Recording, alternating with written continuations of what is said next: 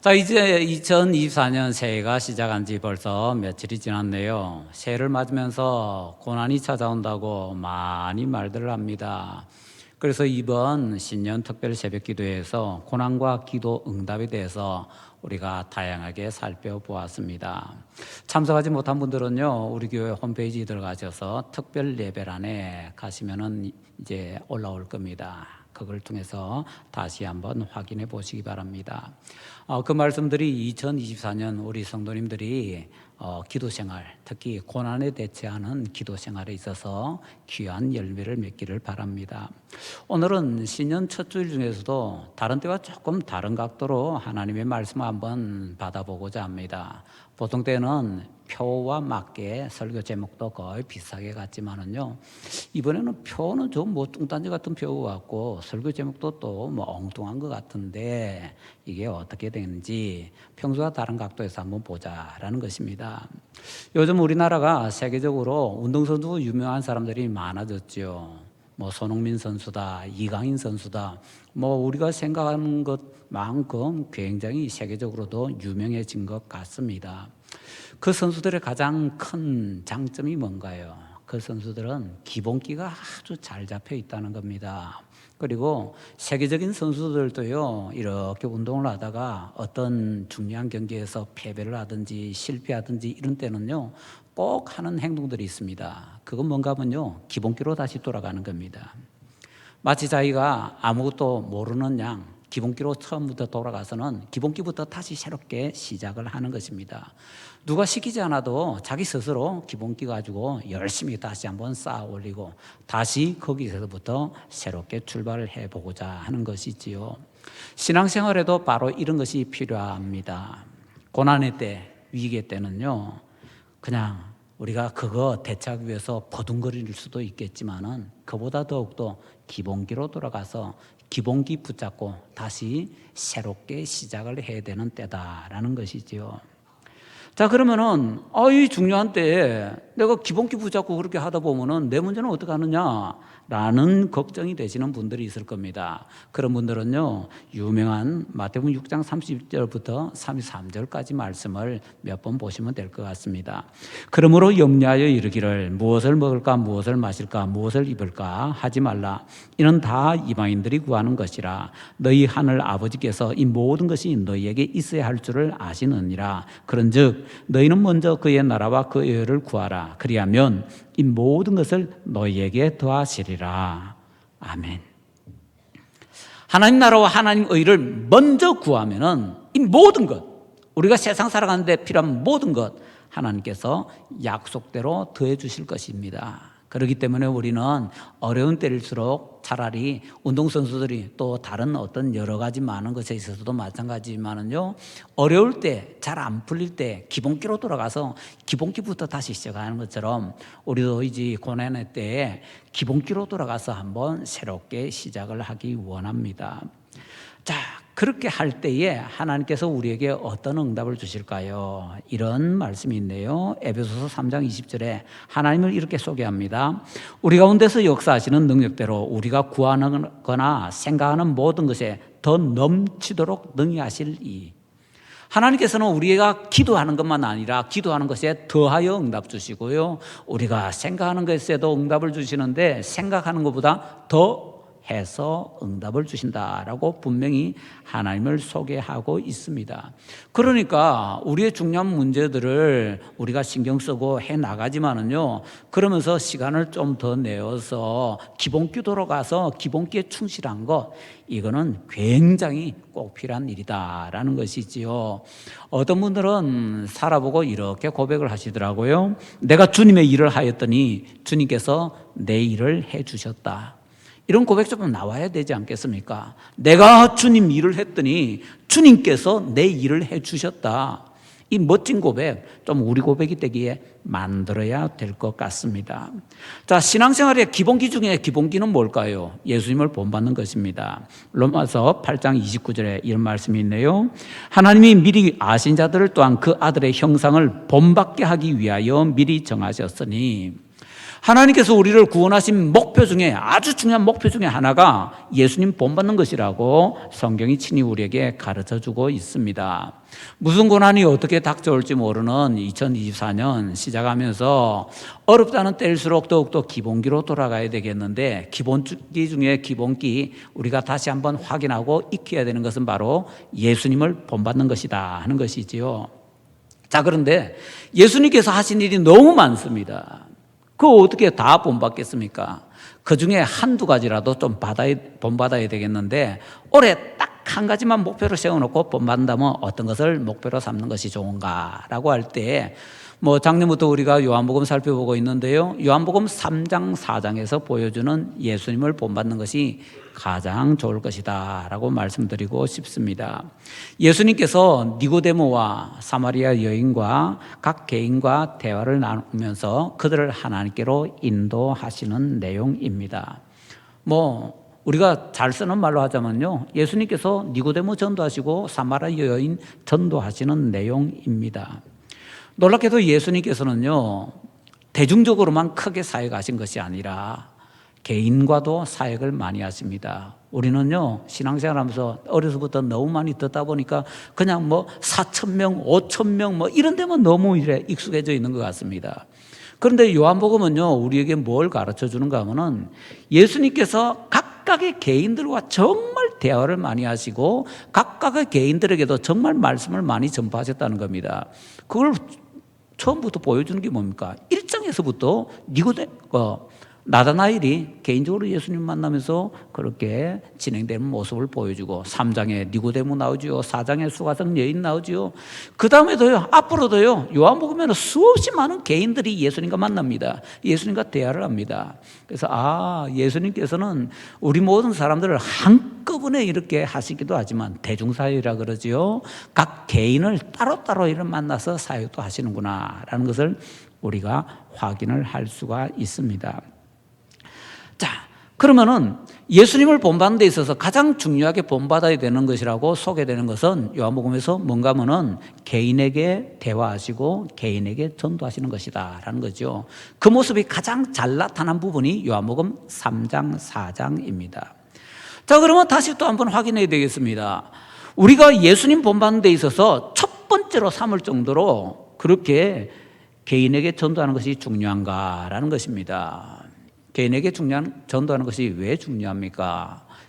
첫째로는요, 아주 중요한 말씀들이 그 개인 전도에서 우리에게 주어지고 있기 때문입니다. 예수님께서 한 개인과 대화를 하실 때는 대중에게 하실 말씀을 아껴 두실 것 같습니다. 목사들도 그런 욕심이 좀 있거든요. 어떤 설교를 준비하다가 너무나 귀한 것이 있으면 요거는 나중에 대예배 때 하고 새벽 기도회 때만 좀 피하자, 이런 욕심이 있습니다. 물론 저는 그렇게 안 하려고 노력을 해온 지 오래됩니다. 그래서 어떤 분들은 낮 예배보다도 새벽 기도회 때 더 은혜 받았다고, 저 나름대로는 대예배나 새벽 기도회나 다 똑같다라고 생각하고 최선을 다해서 준비하기 때문에 그러는데요. 저도 옛날에 조금 이거는 중요한 거고 큰 거다 싶으면요, 대예배 때 하기 위해서 아끼려고 하는 그런 마음들이 있었습니다. 예수님께 그런 마음이 없었을까요? 대중사회 갈 때 중요한 거 다 쏟아내지고 그 다음에 개인과 대화하실 때는 좀 가벼운 내용으로 좀 중요한 것들은 아껴놓고자 하는 그런 마음 없으셨을까요? 근데 예수께는 그런 마음이 전혀 없으셨습니다. 3장 전체에 걸쳐서 니고데모와 대화를 하시면서 니고데모가 예수님을 믿게 만드십니다. 하나님께로 니고데모를 이끕니다. 그러면서 툭 튀어나온 말씀이 뭡니까? 요한복음 3장 16절 말씀. 하나님이 세상을 이처럼 사랑하사 독생자를 주셨으니 이는 그를 믿는 자마다 멸망하지 않고 영생을 얻게 하려 하심이라. 안 믿는 사람들도 한두 번은 들어봤을 말씀, 그 유명한 말씀이 언제 우리에게 주어졌는가? 니고데모에게 개인 전도할 때 우리에게 주어진 겁니다.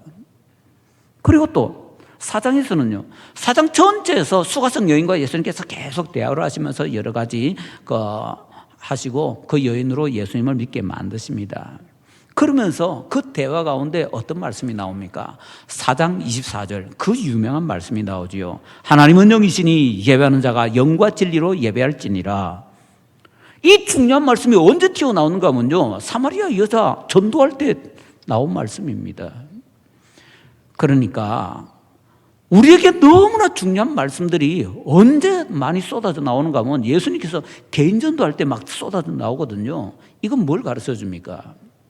예수님께서 개인전도를 대중사역만큼이나 중요하게 생각하셨다는 겁니다. 대중사역은 사람이 많으니까 엄청나게 중요하고 개인전도는 그냥 사람 하나밖에 안 되니까 막 가볍게, 예수님은 그렇게 하지 않으셨다는 거지요.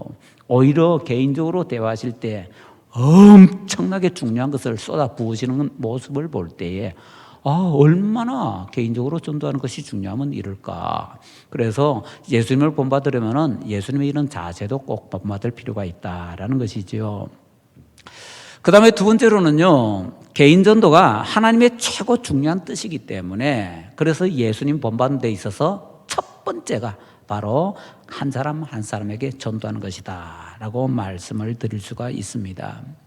예수님께서 사마리아 수가성까지 가셨습니다. 지쳐서 예수님은 우물가에 앉아 계시고 제자들은 먹을 것을 찾으러 동네로 갔습니다. 자, 그런데 그때 예수님께서 사마리아 여인과 대화를 하셨습니다. 이건 놀라운 일입니다. 유대인들은요, 이방인들과 대화도 잘 안 하려고 합니다. 특히 이방인 여자는 더욱더 대화를 안 하려고 합니다. 심지어 유대인들은요, 어떤가 하면은 랍비들이 가르치는데요, 여자와 대화하는 것은 시간을 버리는 것이다. 그러면서 여자하고 오래 대화하면 지옥 간다. 그 정도 얘기할 정도로 여자와 대화하는 것을 아주 무시했습니다, 유대인들은. 그런데 예수님께서 유대인도 아니고 이방인, 그것도 이 우리나라와 다르게 저쪽 이스라엘 쪽에서는요, 어떤가 하면은 그 옷이 직업을 나타낼 때가 많이 있습니다. 장녀는 장녀 옷을 입습니다. 그래서 멀리서 봐도 저 여자 저 옷 입었네? 그럼 장녀입니다. 사마리아 여인은 보통 우리가 장녀라고 생각을 합니다. 만약에 그렇다면요, 이 여인이 지금 입고 있는 옷은 장녀복입니다. 그렇다면 예수님께서 장녀하고 대화를 하시면 누군가 볼 때 예수님께서 뭐 장녀한테 수작 끈다고 오해를 할 수도 있을 것 아닙니까? 그럼에도 불구하고 예수님께서 그 여인과 대화를 하시는 겁니다. 마을에 먹을 거 구하러 갔다가 돌아온 제자들이 보니까 예수님께서 이상한 여자하고 대화를 하고 계시거든요. 그래서 제자들이 이상하다. 예수님께서 왜 저 여자 자꾸 대화를 하시지? 그러면서 예수님께 잡수실 것을 드립니다. 그랬더니 예수님께서 그걸 잡수려고 하지 않으시네요. 32절에 이렇게 말씀하십니다. 내게는 너희가 알지 못하는 먹을 양식이 있느니라. 또 34절에 이렇게 말씀하시네요. 나의 양식은 나를 보내신 이의 뜻을 행하며 그 뜻을 온전히 이루는 이것이니라.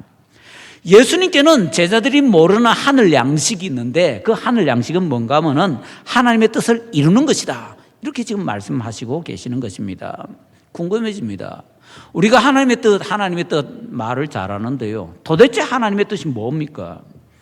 어떤 신학자가 성경에 나오는, 특히 신약 성경에 나오는 하나님의 뜻이라는 어구를 쭉 다 찾아서 정리를 해보았습니다.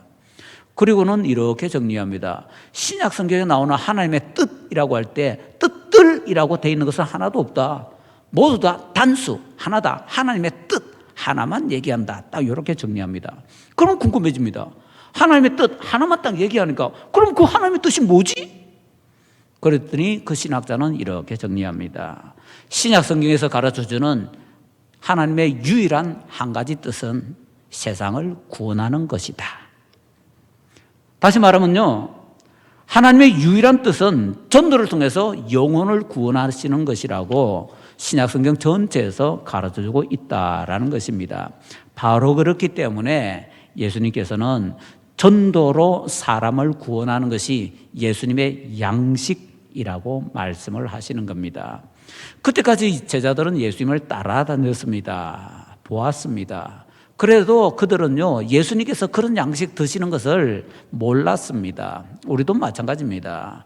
우리는 우리 신자들에게 영혼의 양식, 생명의 양식 이러면 맨날 말씀 그 얘기만 합니다. 우리 성도 여러분, 전도가 양식이라는 거 아세요? 여기 말씀하잖아요. 예수님의 특별 양식은요, 전도였습니다. 그 하나님의 뜻을 이루는 것이 바로 예수님의 양식이었습니다. 자, 이처럼 전도라는 것이 하나님의 유일한 뜻이고 가장 중요한 뜻이고, 그래서 그 뜻을 이루는 것이 예수님의 양식이기 때문에 이 예수님과 제자들의 대화가 양식 이야기에서 추수 이야기로 발전이 되어 나갑니다. 왜냐하면 우리가 추수를 하게 되면요, 추수한 그 곡식이 우리의 양식이 되기 때문이지요. 그러니까 양식과 추수는 그냥 일직선으로 연결이 되어 있는 것입니다. 단지 우리 일반 농사와 다른 것이 있다면은, 일반 농사는 추수한 그 곡식이 우리의 양식이 되는데, 전도라는 것은요, 추수하는 행동 그 자체가 양식이 된다라는 그 차이가 있다라는 것이지요. 우리가 살아가다가 때로는 기력이 딸릴 때 이런 얘기합니다. 특별 보양식을 먹어야 되겠다. 어떤 분들은 스태미너 음식 이렇게 얘기하시더라고요. 자, 우리가 정리하면 이렇습니다. 우리 영혼에는요, 양식이 두 가지가 있습니다. 성경적으로 주된 양식, 주식은요, 하나님의 말씀입니다. 특식이 있습니다. 특별 보양식이 있습니다. 그게 뭐냐면은 전도입니다. 전도가 얼마나 좋은 스태미나 음식인지 잭 할스라는 목사님이 우리에게 보여주고 있습니다. 잭 할스 목사님은요, 예전에 수십 년 동안 미국에서 최고 큰 교회에 담임하셨고, 그리고 그 교회에서 세계 최대의 주일학교를 운영하고 있었습니다. 우리나라 사람들 잘 모르는데요, 우리가 알지 못하는 어마어마하게 유명한 분입니다.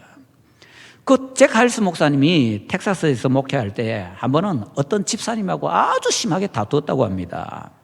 물론 당연히 목사님은요, 집사님이 잘못했어 라고 생각을 하고 있었죠.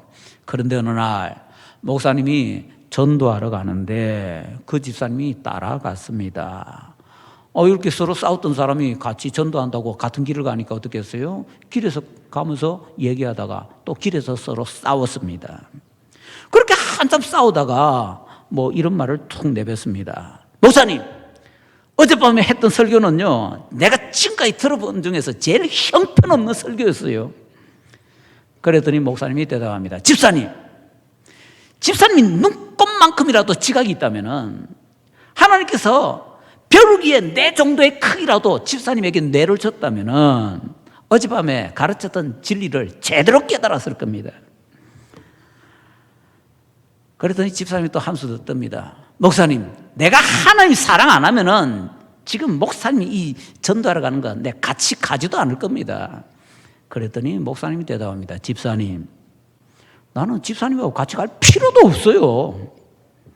그렇게 막 서로 싸우다가 이제 첫 번째 전도하기로 한 집에 도착을 했습니다.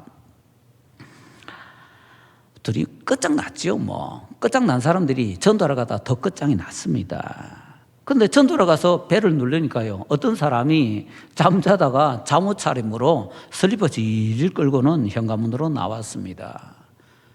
보통은요, 그러면 죄송합니다 하고 돌아갈 거 아닙니까? 그런데 이 목사님하고 집사님이 그 사람 붙잡고 그 현관문에서 전도했습니다. 놀라운 것은 잠옷바람에 슬리퍼 차림으로 나왔던 이 사람이 현관문에 잠옷바람으로 서가지고는 전도 말을 듣고는요, 거기서 예수님 받아들고 영접을 한 겁니다. 그리고는 이 사람이 너무 기뻐하면서 자기 집으로 쫓아 들어갑니다. 잠자고 있던 아내를 깨워가지고 데리고 나와서는요, 또 이 목사님하고 집사님 또 그 아내에게 전도했습니다. 그 아내도 예수님 믿었습니다. 생각지도 못했던 두 사람이 예수님을 믿게 되자 그 집사님이 너무너무 행복했습니다. 목사님도 옆에서 너무너무 기뻐했습니다. 그래서 집으로 돌아오는 길에 집사님이 목사님에게 얘기합니다. 목사님, 제가 다시 생각해 보니까요, 어젯밤 기도 모임 때 목사님 했던 설교, 그 설교에 제가 지금까지 들었던 목사님 설교 중에 최고였던 것 같아요. 그랬더니 목사님이 대답합니다. 집사님, 아니요, 어젯밤에는요, 내가 틀렸고 집사님이 옳았어요. 그 다음부터는 서로 자기가 잘못했다고 큰 소리 치면서 교회로 돌아갔다고 합니다. 그 두 사람이 화해하게 된 건 무엇 때문인가요? 전도라는 스태미나 음식을 먹기 때문입니다. 같이 식사하면 여러 가지 많이 풀리잖아요. 사이가 안 좋은 사람이 있으면요, 함께 손잡고 스테미너 음식 드시러 가면 됩니다. 장어 말고 전도. 말도 안 되는 말 같지만은요, 우리 본문에서는 예수님께 문제거리가 있다고 지금 가르쳐주고 있습니다. 35절요. 너희는 넉 달이 지나야 추수할 때가 이르겠다 하지 아니하느냐. 그러나 나는 너희에게 이르노니 너희 눈을 들어 밭을 보라. 희어져 추수하게 되었도다. 너희는 그러나 나는, 두 가지가 철저하게 반대가 되고 있습니다. 이게 바로 예수님의 문제거리의 핵심입니다. 대부분의 신자들은요, 예수님 말씀을 믿는다고 하면서도 사실은 잘 안 믿습니다. 사탄이 얼마나 능력이 많은지 한번 볼까요? 사탄은 거의 대부분의 신자들에게 최면을 걸어놓은 것 같습니다. 통계에 의하면 교회 다니는 98%의 그리스도인들이 입을 꽉 다물고 있다고 합니다. 1년 지나가도 단 한 번도 옆에 사람에게 예수님 믿으라고 권하지 않는다고 합니다. 마귀가 기차게 성공한 거지요. 그래서 영적으로 보자면요, 대다수의 그리스도인들은 영양실조로 허덕거리고 있습니다. 전도라는 양식을 안 먹어서. 추수하기 위해서는 아직도 많이 기다려야 된다. 내 주변에는 예수님 믿을 수 있는 준비된 사람이 단 하나도 없다. 우리는 그렇게 얘기합니다. 그런데 예수님께서는 말씀하십니다. 너네는 넉 달이 지나야 추수할 수 있다고 하지만은 그게 아니고 지금 추수할 수 있는 사람들이 주변에 쫙 깔렸다. 그런데도 우리 신자들은 전도하지 않습니다. 잠언 10장 5절에 이런 말씀이 있죠. 추수 때 자는 자는 부끄러움을 끼치는 아들이니라. 들이 휘어져 추수하게 되었는데 추수하지 않는 그런 하나님의 자녀들은요, 하나님께 부끄러움을 끼치는 자녀다라고 하나님께서 잠언 10장 5절에서 말씀하시고 있습니다. 진짜 문제는 뭡니까? 아직 추수 준비가 안 됐고 추수 때가 아니라는 것이 아니고, 진짜 문제는요, 일할 사람이 준비가 안 됐다라는 것입니다. 일꾼들이 일을 안 하려고 한다라는 것입니다. 그래서 우리에게는 영적인 분발이 필요한데, 딴 때는 하기 어렵잖아요. 그런데 정말 시대적으로 어렵다고 하니까 이런 때 기본기로 한번 돌아가서 한번 해보자 이래가지고 하면은 우리가 조금 더 하기 쉬울 것 같아서, 그래서 우리가 예수님을 본받기 위해서 119 대원이 되자 한번 해보는 것입니다. 2001년 1월에 북한에서 의사 활동을 하다가 추방되었던 독일 의사 폴러첸이 일기장을 공개해서 전 세계적으로 난리가 났었더랬습니다. 그녀는 온몸의 3분의 1을 화상 입은 북한 여인을 위해서 자기 허벅지 피부를 제공했습니다. 그랬다가 북한 정부에서 훈장까지 줬습니다. 그리고는 이 의사에게 북한 전역을 자기 마음대로 18개월 동안 여행할 수 있는 특권을 줬다고 합니다. 그래서 북한 여기저기를 둘러보았습니다. 그런데 자기가 가서 보니까요, 1995년 이후로 세계 각국에서 북한에 엄청나게 많은 식량을 지원했지만은 골고루 분배가 되지 못하고 있더랍니다. 제가 들었던 현지 사정 잘 아는 분의 얘기로는 이런 말씀이 있었습니다. 처음에는 줬는데 준다 해놓고 안 주니까 이제는 뭐 적십자나 이런 데서 직접 북한에 들어가서 자기들이 있는 데서 자기들이 직접 다 나눠줬다고 합니다. 쌀 몇 대 뭐 이라고 정확하게 다 나눠줬는데, 물론 공산당이 따라다니면서 다 나눠줬지요. 그런데 그 적십자나 이런 사람들이 다 그렇게 자기들이 직접 다 나눠주고 돌아가게 되면요, 공산당이 밤에 다시 찾아온답니다. 자루 들고 너네 집에 세대 받았지, 세대. 그리고는 자기들이 줬던 거 그대로 대수까지 정확하게 다 재가지고 도로 다 긁어 모아 갔다는 겁니다. 그러니까 진짜로 식량이 필요한 사람들에게 식량이 제대로 전달이 안 되는데, 폴러첸 의사가 정력을 돌아다니면서 그걸 다 본 거지요. 정확하게 말하자면 북한에 뭐 공산당이 한 10% 정도 있습니까? 공산당은요, 국민이라는 사람들이 공산당원만 국민입니다. 그러니까 북한의 사람들 중에서 10%만 북한 국민이지 나머지 90%는 북한 국민이 아닙니다. 죽든지 말든지 관심이 없습니다. 이런 거는 최소한 알고 지나가셔야 됩니다. 중국도 마찬가지입니다. 자, 폴로첸이 돌아보니까 평양 등 수없이 많은 주요 도시 외곽 지역에서는요, 절망과 공포 때문에 알코올 중독자가 엄청나게 많더랍니다. 그리고 규모가 작은 마을로 가면 갈수록요, 동네 어귀에 묘지가 엄청나게 많은데 묘지가 크지도 않고 전부 다 조그마하더랍니다. 애들 묘지요. 사람들이 굶어 죽어가는데 가장 비참한 것이 어린애들이랍니다. 그래서 폴로첸 박사는요, 그 고통과 비인간적인 공포심을 도처에서 목격하고는 국제구호단체들이 그냥 이런 사실 모른 척하고는 그냥 양심만 갖다 퍼주고 있다고 굉장히 크게 비난했습니다. 북한이 체제를 바꾸지 않으면은 이 국민들에게는 소망이 없다고 그렇게 크게 얘기했던 겁니다. 북한에 있으면서 그 얘기하니까 어떻게 됩니까? 북한에서 추방시켜버렸죠. 그래서 2000년 12월 30일에 결국에는 북한에서 추방이 됐습니다. 그런데 폴로첸은요, 추방된 이후에 바로 남한으로 왔습니다. 그리고는 보름쯤 뒤에 1월 15일에 판문점에서 군사 분계선을 넘어서 월북을 시도하다가 공동경비구역에서 붙잡혔습니다. 폴로첸 의사는 왜 자기를 추방한 북한으로 그렇게 들어가려고 노력했을까요? 환대하지도 않는데. 이유는요, 자기에게는 나눠야 될 생명의 양식이 있었기 때문입니다. 요즘은 북한이 너무 폐쇄적으로 통제하고 있기 때문에 웬만한 통계가 제대로 나오지가 않습니다. 그래서 옛날 북한 통계를 하나 말씀드리지요. 국제적으로 이제 밝혀졌던 통계입니다. 지난 1999년에 북한에서 400여 명이 공개 처형됐다고 합니다. 그런데 그 중에서 3분의 1이 기독교인이었습니다. 그들은 지하교회 성도들이었나요? 아니요. 대부분 다 중국에서 넘어간 사람들이었습니다. 그 사연은요, 그들이 굶어 죽겠다 싶어서 강을 넘어서 중국으로 갔는데 중국으로 갔다고 어찌어찌 하다 보니까 예수님 소개받고 예수님 믿게 된 겁니다. 자기들이 예수님 믿고 나니까 자기만 믿어서는 안 되겠더래요.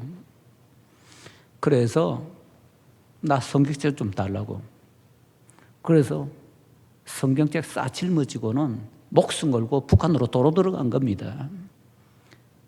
그래서 성경책 나눠주다 붙잡히고 예수님 믿으라고 전하다가 붙잡히고, 그래서 처형당한 사람이 1999년에 100명이 넘습니다. 공개 처형당한 그 수많은 그리스도인들은 왜 북한으로 들어가려고 했을까요? 자기가 먹어보니 너무 좋거든요. 그래서 그 생명의 양식 좀 나눠주고 싶었어요. 대한민국이 지금 부동산 PF 문제가 터지면서 이제 진짜 어마어마한 경제위기, IMF보다 더 위험한 경제위기가 오고 있다. 예측하는 숫자가 엄청나게 늘어났습니다. 2024년은 너무너무 힘든 해가 될 것이라고 경제 안다고 하는 사람 거의 다 그렇게 얘기하고 있습니다. 이런 위기의 때 우리가 대처할 수가 없으니까 오히려 한 걸음 물러서서 기본기 돌아가 보십시다. 기본기 돌아가기 위해서 기본기 중에 기본기 예수님을 본받아 보십시다. 그래서 2024년 표어는 이겁니다. 한 사람이 한 사람을 구원하는 119 대원이 되자. 올해 표어는 그냥 이례적으로 붙인 표어가 아닙니다. 시대가 너무나 어렵기 때문에, 은혜 안 받으면 못 살기 때문에 은혜 받고 싶었어. 그래서 붙인 표어가 119 대원이 되자라는 것입니다. 내가 주님의 일을 하였더니 주님께서 내 일을 대신해 주시더라.